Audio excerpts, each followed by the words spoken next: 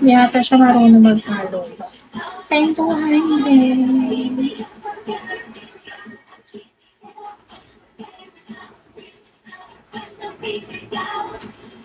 Ang dami ng jerks na yun.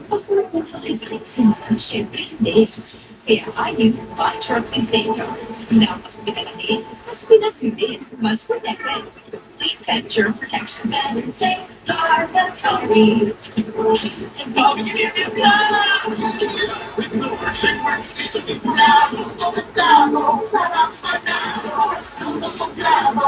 Same to Heimlich. They will give you surprise. If you want a meal, Gcash payment.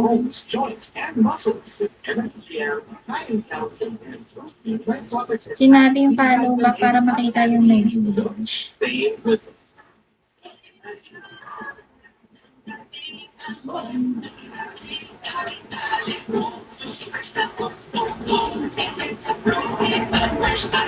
Hindi ata siya marunong mag-follow.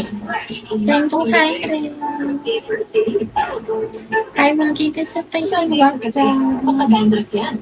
Look head and shoulders every day. Prevent dandruff and pain from coming back. So you're up to 100% dandruff-free every day. Head and shoulders.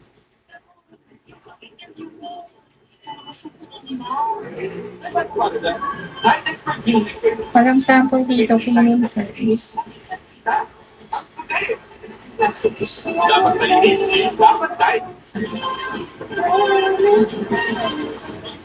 So, presang nag-inspeksyon ang Department of Transportation sa ilang bus terminal named S bilang paghahanda sa paparating na kundas. Thank you. Pinagpapaliwanag ang mga nadiskubreng illegal terminal at mga terminal na hindi sumusunod sa mga Same to Heimlich.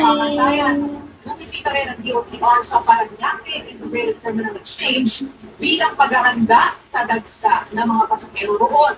At right mula sa TITS, Control, Easy, kailan inaasahang dadagsa ang mga tao dyan sa TITX at ano ang naging obserbasyon ng DOTR sa terminal? Then, nasa 2.1 million na pasahero ang inaasahang gagamit ang TITX simula yan Lunes bago umundas hanggang sa ilang araw pagkatapos ito. Sa naman sa iyong obserbasyon ng DOTR sa TITX ay ang masinang peso nito na pinangako ng pamunuan na aayusin. Samantala, ilan sa mga legal na terminal ang pinikita at ipapaliwanag ng DOTR. Pinuntahan ng Department of Transportation sa pangunguna ni Acting Transportation Secretary Giovanni Lopez ang isang illegal na bus terminal sa Pasig City.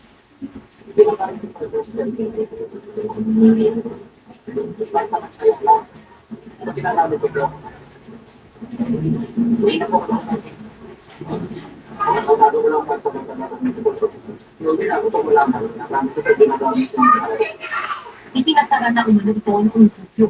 Ngunit sa magkalamang patuloy pa rin nag-o-operate.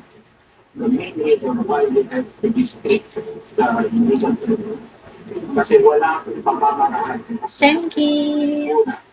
To check the roadworthiness